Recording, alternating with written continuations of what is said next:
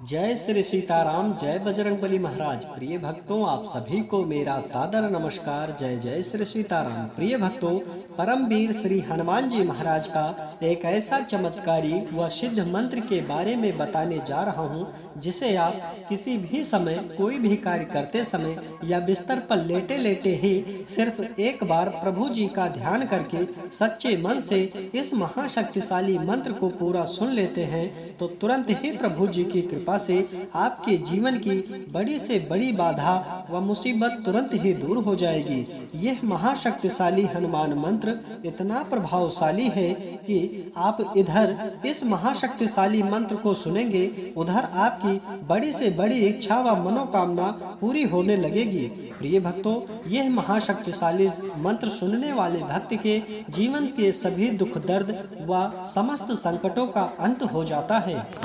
प्रिय भक्तों, मान्यता है कि इस महाशक्तिशाली व सिद्ध हनुमान मंत्र का जप करने व सुनने मात्र से ही भक्त के गंभीर से गंभीर रोग व बीमारियां पल भर में ठीक होने लगती है। समस्त प्रकार के भय, संकट व घर का कलेश, जीवन का सभी अंधकार हमेशा के लिए खत्म हो जाता है। प्रिय भक्तों, इस महाशक्तिशाली मंत्र का नियमित जप करने वाले व्यक्ति के जीवन में सभी सुखों की प्राप्ति होती है और उसका बड़े से बड़ा दुर्भाग्य भी सौभाग्य में बदल जाता है। उसकी हर मनोकामना व इच्छा प्रभु जी की कृपा से शीघ्र ही पूरी हो जाती है। प्रिय भक्तों, यदि आपके मन में कोई बड़ी से बड़ी इच्छा व मनोकामना है, वह बहुत ही दिनों से पूरी नहीं हो रही है, आपके घर में हमेशा कलेश बना रहता है, कार्य बनते बनते बिगड़ जाते हैं, तो आपसे निवेदन है कि प्रभु श्री हनुमान जी महाराज का विशेष ध्यान करके इस महाशक्तिशाली मंत्र को 108 बार या 51 बार जरूर सुने। यकीन मानिए, स्वयं बजरंगबली जी महाराज आपके जीवन के समस्त संकट व विघ्न बाधा व विभिन्न प्रकार की परेशानियां जो भी होंगी वो पल भर में दूर करके आपकी सभी इच्छा व मनोकामना पूरी करेंगे। आपके सभी रुके हुए कार्य व कठिन से भी कठिन कार्य पल भर में सिद्ध हो जाएगा। प्रिय भक्तों, आइए बिना देर किए इस महाशक्तिशाली व सिद्ध मंत्र को जाने। इससे पहले आप सभी भक्तों से छोटा सा निवेदन है कि यदि आप चाहते हैं परमवीर श्री हनुमान जी महाराज की कृपा सदैव बनी रहे तो चैनल को सब्सक्राइब करके कमेंट में जय श्री राम, जय बजरंगबली लिखकर अपनी हाजिरी जरूर लगा दें। प्रिय भक्तों, यह मंत्र बहुत ही ध्यान से सुने व नित्य जाप करें। यदि जाप नहीं कर सकते तो अपने मोबाइल पर ही 108 बार जरूर सुने। प्रिय भक्तों, यह महाशक्तिशाली मंत्र है मनोजवम मारुततुल्य वेगम जितेन्द्रियम बुद्धिमताम वरिष्ठम वातात्मजं वानरयूथ मुख्यम श्रीराम दूतम शरणं प्रपद्ये। मनोजवम मारुततुल्य वेगम जितेन्द्रियम बुद्धिमताम वरिष्ठम वातात्मजं वानरयूथ मुख्यम श्रीराम दूतम शरणं प्रपद्ये। मनोजवं मारुततुल्य वेगं जितेन्द्रियं बुद्धिमतां वरिष्ठं वातात्मजं वानरयूथ मुख्यं श्रीरामदूतं शरणं प्रपद्ये। मनोजवं मारुततुल्य वेगं जितेन्द्रियं बुद्धिमतां वरिष्ठं वातात्मजं वानरयूथ मुख्यं श्रीरामदूतं शरणं प्रपद्ये। मनोजवं मारुततुल्य वेगं जितेन्द्रियं बुद्धिमतां वरिष्ठं वातात्मजं वानरयूथ मुख्यं श्रीरामदूतं शरणं प्रपद्ये।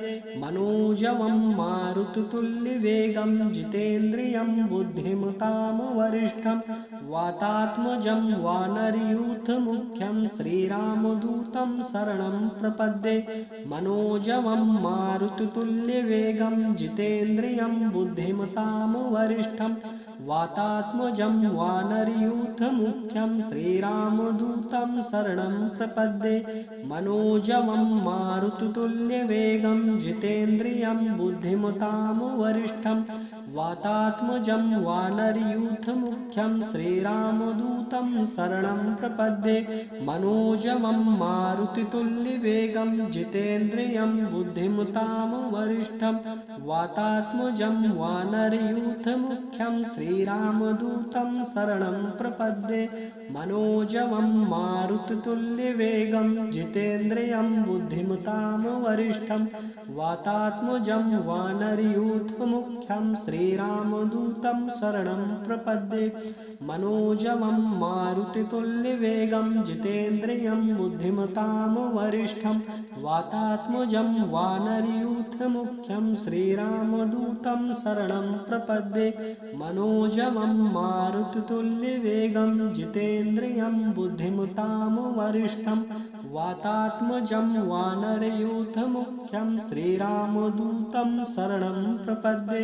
मनोजवं मारुततुल्यवेगं जितेन्द्रियं बुद्धिमतां वरिष्ठं वातात्मजं वानरयूथमुख्यं श्रीरामदूतं शरणं प्रपद्ये मनोजवं मारुततुल्यवेगं जितेन्द्रियं बुद्धिमतां वरिष्ठं वातात्मजं वानरयूथमुख्यं श्रीरामदूतं शरणं प्रपद्ये मनोजवं मारुततुल्यवेगं जितेन्द्रियं बुद्धिमतां वरिष्ठं वातात्मजं वानरयूथमुख्यं श्रीरामदूतं शरणं प्रपद्ये मनोजवं मारुततुल्यवेगं जितेन्द्रियं बुद्धिमतां वरिष्ठं वातात्मजं वानरयूथमुख्यं श्रीरामदूतं शरणं प्रपद्ये मनोजवं मारुततुल्यवेगं जितेन्द्रियं बुद्धिमतां वरिष्ठं वातात्मजं वानरयूथमुख्यं श्रीरामदूतं शरणं प्रपद्ये मनोजवं मारुततुल्यवेगं जितेन्द्रियं बुद्धिमतां वरिष्ठं वातात्मजं वानरयूथमुख्यं श्रीरामदूतं शरणं प्रपद्ये मनोजवं मारुततुल्यवेगं जितेन्द्रियं बुद्धिमतां वरिष्ठं वातात्मजं वानरयूथमुख्यं श्रीरामदूतं शरणं प्रपद्ये मनोजवं मारुततुल्यवेगं जितेन्द्रियं बुद्धिमतां वरिष्ठं वातात्मजं वानरयूथमुख्यं श्रीरामदूतं शरणं प्रपद्ये मनोजवं मारुततुल्यवेगं जितेन्द्रियं बुद्धिमतां वरिष्ठं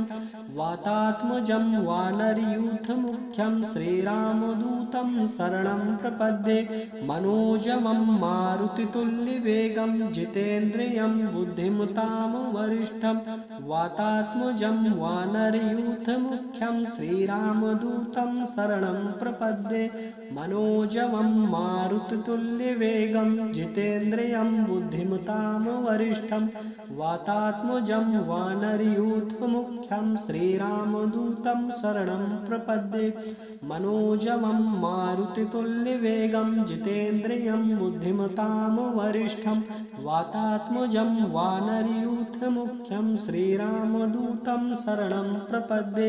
मनोजवं मारुततुल्यवेगं जितेन्द्रियं बुद्धिमतां वरिष्ठं वातात्मजं वानरयूथमुख्यं श्रीरामदूतं शरणं प्रपद्ये मनोजवं मारुततुल्यवेगं जितेन्द्रियं बुद्धिमतां वरिष्ठं वातात्मजं वानरयूथमुख्यं श्रीरामदूतं शरणं प्रपद्ये मनोजवं मारुततुल्यवेगं जितेन्द्रियं बुद्धिमतां वरिष्ठं वातात्मजं वानरयूथमुख्यं श्रीरामदूतं शरणं प्रपद्ये मनोजवं मारुततुल्यवेगं जितेन्द्रियं बुद्धिमतां वरिष्ठं वातात्मजं वानरयूथमुख्यं श्रीरामदूतं शरणं प्रपद्ये मनोजवं मारुततुल्यवेगं जितेन्द्रियं बुद्धिमतां वरिष्ठं वातात्मजं वानरयूथमुख्यं श्रीरामदूतं शरणं प्रपद्ये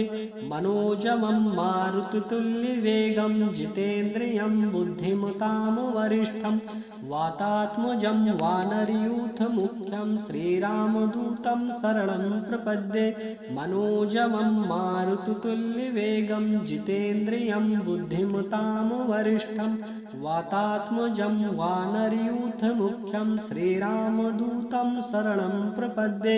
मनोजवं मारुततुल्यवेगं जितेन्द्रियं जितेन्द्रियं बुद्धिमतां वरिष्ठं वातात्मजं वानरयूथमुख्यं श्रीरामदूतं शरणं प्रपद्ये मनोजवं मारुततुल्यवेगं जितेन्द्रियं बुद्धिमतां वरिष्ठं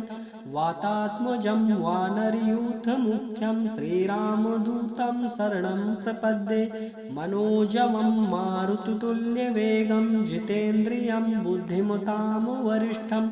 वातात्मजं वानरयूथमुख्यं श्रीरामदूतं शरणं प्रपद्ये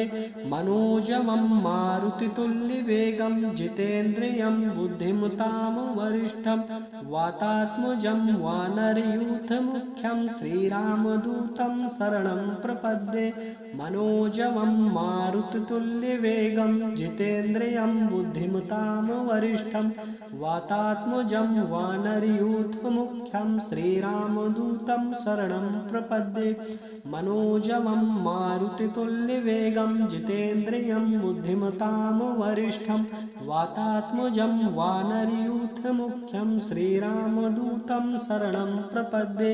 मनोजवं मारुततुल्यवेगं जितेन्द्रियं बुद्धिमतां वरिष्ठं वातात्मजं वानरयूथमुख्यं श्रीरामदूतं शरणं प्रपद्ये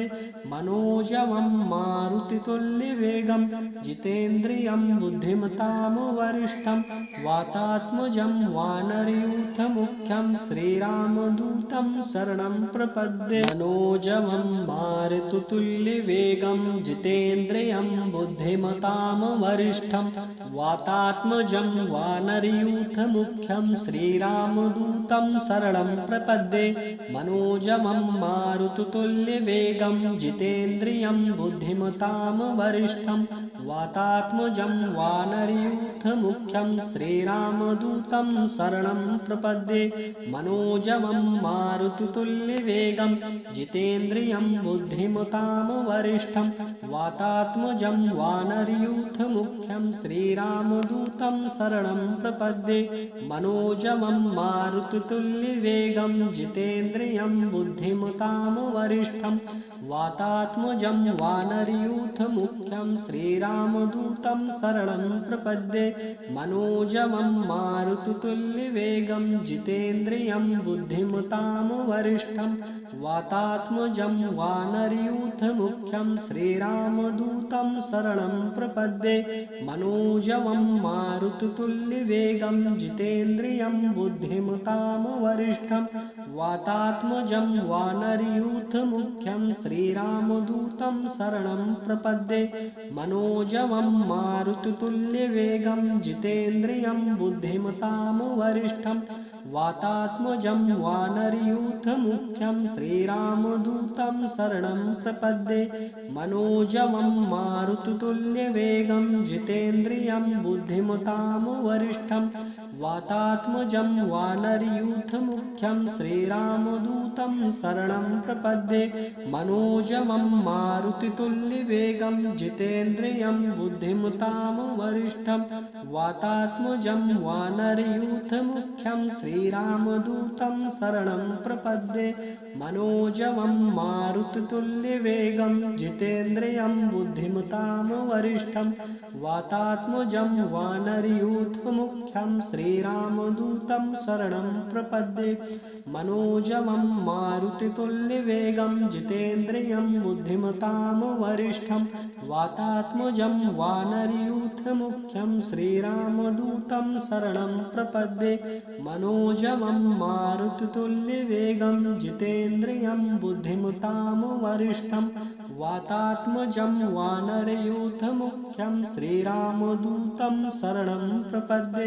मनोजवं मारुततुल्यवेगं जितेन्द्रियं बुद्धिमतां वरिष्ठं वातात्मजं वानरयूथमुख्यं श्रीरामदूतं शरणं प्रपद्ये मनोजवं मारुततुल्यवेगं जितेन्द्रियं बुद्धिमतां वरिष्ठं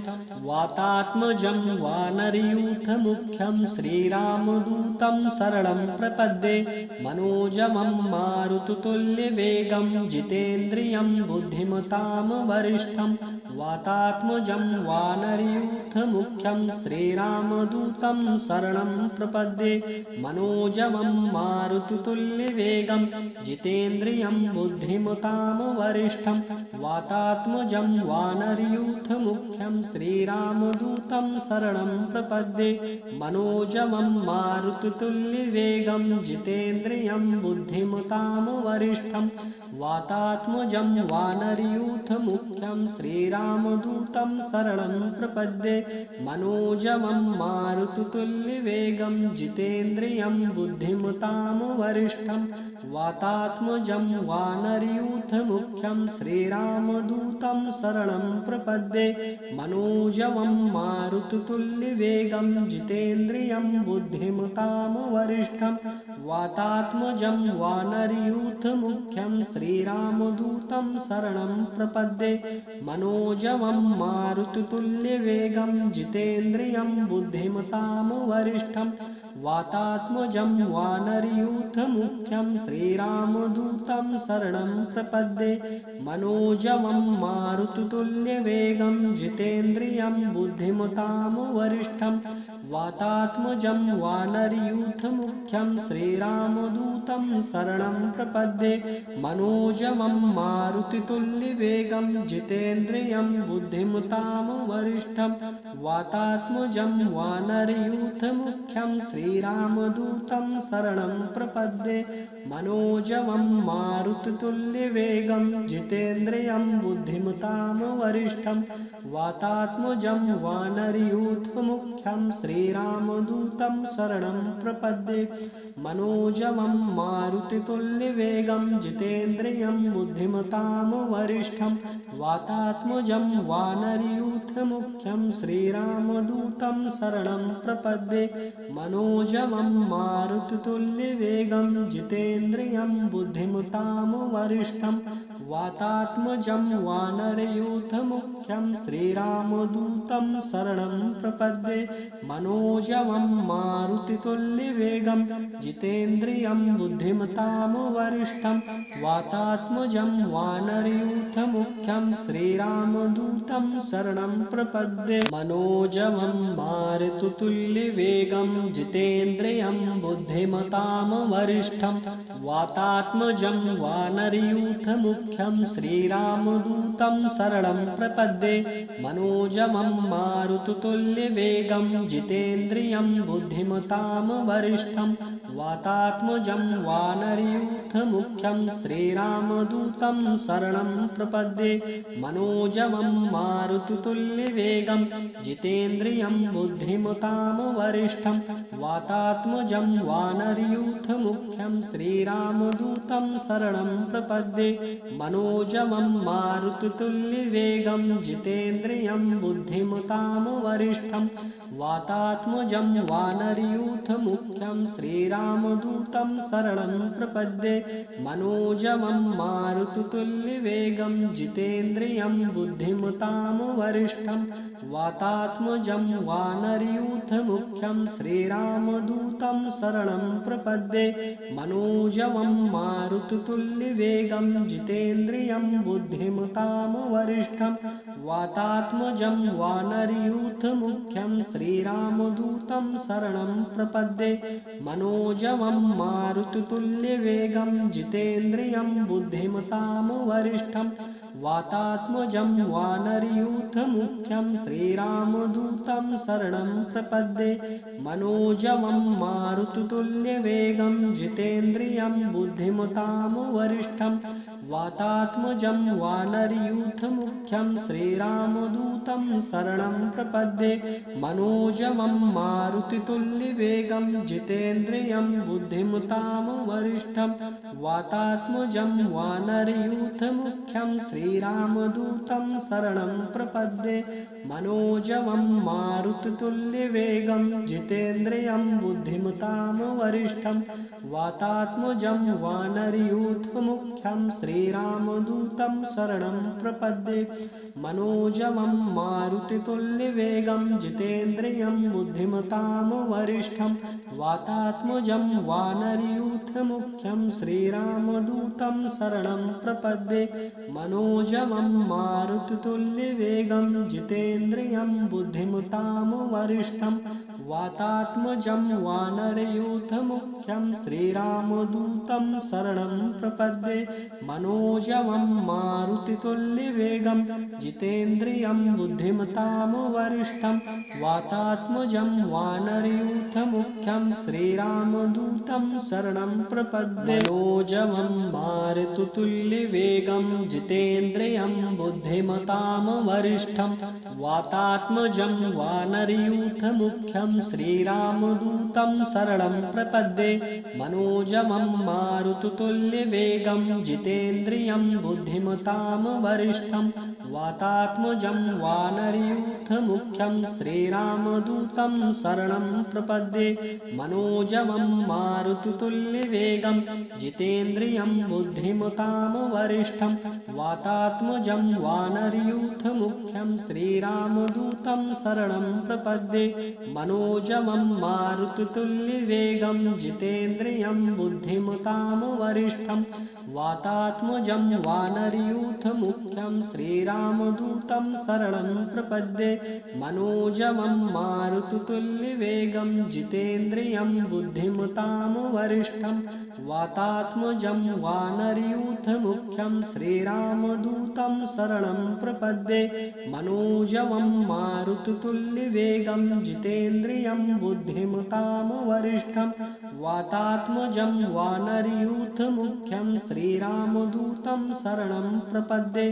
मनोजवं मारुततुल्यवेगं जितेन्द्रियं बुद्धिमतां वरिष्ठं वातात्मजं वानरयूथमुख्यं श्रीरामदूतं शरणं प्रपद्ये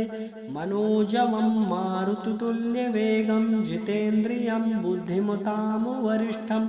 वातात्मजं वानरयूथमुख्यं श्रीरामदूतं शरणं प्रपद्ये मनोजवं मारुततुल्यवेगं जितेन्द्रियं बुद्धिमतां वरिष्ठं वातात्मजं वानरयूथमुख्यं श्रीरामदूतं शरणं प्रपद्ये मनोजवं मारुततुल्यवेगं जितेन्द्रियं बुद्धिमतां वरिष्ठं वातात्मजं वानरयूथमुख्यं श्रीरामदूतं शरणं प्रपद्ये मनोजवं मारुततुल्यवेगं जितेन्द्रियं बुद्धिमतां वरिष्ठं वातात्मजं वानरयूथमुख्यं श्रीरामदूतं शरणं प्रपद्ये मनोजवं मारुततुल्यवेगं जितेन्द्रियं बुद्धिमतां वरिष्ठं वातात्मजं वानरयूथमुख्यं श्रीरामदूतं शरणं प्रपद्ये मनोजवं मारुततुल्यवेगं जितेन्द्रियं बुद्धिमतां वरिष्ठं वातात्मजं वानरयूथमुख्यं श्रीरामदूतं शरणं प्रपद्ये मनोजवं मारुततुल्यवेगं जितेन्द्रियं बुद्धिमतां वरिष्ठं वातात्मजं वानरयूथमुख्यं श्रीरामदूतं शरणं प्रपद्ये मनोजवं मारुततुल्यवेगं जितेन्द्रियं बुद्धिमतां वरिष्ठं वातात्मजं वानरयूथमुख्यं श्रीरामदूतं शरणं प्रपद्ये मनोजवं मारुततुल्यवेगं जितेन्द्रियं बुद्धिमतां वरिष्ठं वातात्मजं वानरयूथमुख्यं श्रीरामदूतं शरणं प्रपद्ये मनोजवं मारुततुल्यवेगं जितेन्द्रियं बुद्धिमतां वरिष्ठं वातात्मजं वानरयूथमुख्यं श्रीरामदूतं शरणं प्रपद्ये मनोजवं मारुततुल्यवेगं जितेन्द्रियं बुद्धिमतां वरिष्ठं वातात्मजं वानरयूथमुख्यं श्रीरामदूतं शरणं प्रपद्ये मनोजवं मारुततुल्यवेगं जितेन्द्रियं बुद्धिमतां वरिष्ठं वातात्मजं वानरयूथमुख्यं श्रीरामदूतं शरणं प्रपद्ये मनोजवं मारुततुल्यवेगं जितेन्द्रियं बुद्धिमतां वरिष्ठं वातात्मजं वानरयूथमुख्यं श्रीरामदूतं शरणं प्रपद्ये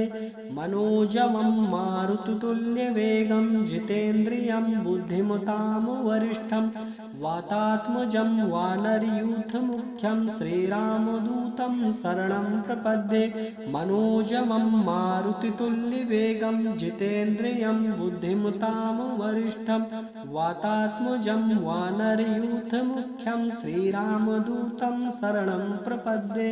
मनोजवं मारुततुल्यवेगं जितेन्द्रियं बुद्धिमतां वरिष्ठं वातात्मजं वानरयूथमुख्यं श्रीरामदूतं शरणं प्रपद्ये मनोजवं मारुततुल्यवेगं जितेन्द्रियं बुद्धिमतां वरिष्ठं वातात्मजं वानरयूथमुख्यं श्रीरामदूतं शरणं प्रपद्ये मनोजवं मारुततुल्यवेगं जितेन्द्रियं बुद्धिमतां वरिष्ठं वातात्मजं वानरयूथमुख्यं श्रीरामदूतं शरणं प्रपद्ये मनोजवं मारुततुल्यवेगं जितेन्द्रियं बुद्धिमतां वरिष्ठं वातात्मजं वानरयूथमुख्यं श्रीरामदूतं शरणं प्रपद्ये मनोजवं मारुततुल्यवेगं जितेन्द्रियं बुद्धिमतां वरिष्ठं वातात्मजं वानरयूथमुख्यं श्रीरामदूतं शरणं प्रपद्ये मनोजवं मारुततुल्यवेगं जितेन्द्रियं बुद्धिमतां वरिष्ठं वातात्मजं वानरयूथमुख्यं श्रीरामदूतं शरणं प्रपद्ये मनोजवं मारुततुल्यवेगं जितेन्द्रियं बुद्धिमतां वरिष्ठं वातात्मजं वानरयूथमुख्यं श्रीरामदूतं शरणं प्रपद्ये मनोजवं मारुततुल्यवेगं जितेन्द्रियं बुद्धिमतां वरिष्ठं वातात्मजं वानरयूथमुख्यं श्रीरामदूतं शरणं प्रपद्ये मनोजवं मारुततुल्यवेगं जितेन्द्रियं बुद्धिमतां वरिष्ठं वातात्मजं वानरयूथमुख्यं श्रीरामदूतं शरणं प्रपद्ये मनोजवं मारुततुल्यवेगं जितेन्द्रियं बुद्धिमतां वरिष्ठं वातात्मजं वानरयूथमुख्यं श्रीरामदूतं शरणं प्रपद्ये मनोजवं मारुततुल्यवेगं जितेन्द्रियं बुद्धिमतां वरिष्ठं वातात्मजं वानरयूथमुख्यं श्रीरामदूतं शरणं प्रपद्ये मनोजवं मारुततुल्यवेगं जितेन्द्रियं बुद्धिमतां वरिष्ठं वातात्मजं वानरयूथमुख्यं श्रीरामदूतं शरणं प्रपद्ये मनोजवं मारुततुल्यवेगं जितेन्द्रियं बुद्धिमतां वरिष्ठं वातात्मजं वानरयूथमुख्यं श्रीरामदूतं शरणं प्रपद्ये मनोजवं मारुततुल्यवेगं जितेन्द्रियं बुद्धिमतां वरिष्ठं वातात्मजं वानरयूथमुख्यं श्रीरामदूतं शरणं प्रपद्ये मनोजवं मारुततुल्यवेगं जितेन्द्रियं बुद्धिमतां वरिष्ठं वातात्मजं वानरयूथमुख्यं श्रीरामदूतं शरणं प्रपद्ये मनोजवं मारुततुल्यवेगं जितेन्द्रियं बुद्धिमतां वरिष्ठं वातात्मजं वानरयूथमुख्यं श्रीरामदूतं शरणं प्रपद्ये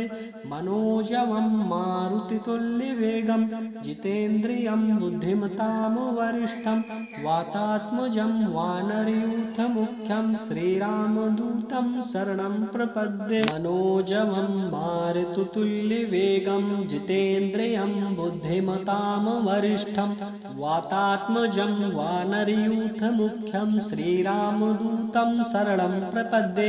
मनोजवं मारुततुल्यवेगं जितेन्द्रियं बुद्धिमतां वरिष्ठं वातात्मजं वानरयूथमुख्यं श्रीरामदूतं शरणं प्रपद्ये मनोजवं मारुततुल्यवेगं जितेन्द्रियं बुद्धिमतां वरिष्ठं वातात्मजं वानरयूथमुख्यं श्रीरामदूतं शरणं प्रपद्ये मनोजवं मारुततुल्यवेगं जितेन्द्रियं बुद्धिमतां वरिष्ठं वातात्मजं वानरयूथमुख्यं श्रीरामदूतं शरणं प्रपद्ये मनोजवं मारुततुल्यवेगं जितेन्द्रियं बुद्धिमतां वरिष्ठं वातात्मजं वानरयूथमुख्यं श्रीरामदूतं शरणं प्रपद्ये मनोजवं मारुततुल्यवेगं जितेन्द्रियं बुद्धिमतां वरिष्ठं वातात्मजं वानरयूथमुख्यं श्रीरामदूतं शरणं प्रपद्ये मनोजवं मारुततुल्यवेगं जितेन्द्रियं बुद्धिमतां वरिष्ठं वातात्मजं वानरयूथमुख्यं श्रीरामदूतं शरणं प्रपद्ये मनोजवं मारुततुल्यवेगं जितेन्द्रियं बुद्धिमतां वरिष्ठं वातात्मजं वानरयूथमुख्यं श्रीरामदूतं शरणं प्रपद्ये मनोजवं मारुततुल्यवेगं जितेन्द्रियं बुद्धिमतां वरिष्ठं वातात्मजं वानरयूथमुख्यं श्रीरामदूतं शरणं प्रपद्ये मनोजवं मारुततुल्यवेगं जितेन्द्रियं बुद्धिमतां वरिष्ठं वातात्मजं वानरयूथमुख्यं श्रीरामदूतं शरणं प्रपद्ये मनोजवं मारुततुल्यवेगं जितेन्द्रियं बुद्धिमतां वरिष्ठं वातात्मजं वानरयूथमुख्यं श्रीरामदूतं शरणं प्रपद्ये मनोजवं मारुततुल्यवेगं जितेन्द्रियं बुद्धिमतां वरिष्ठं वातात्मजं वानरयूथमुख्यं श्रीरामदूतं शरणं प्रपद्ये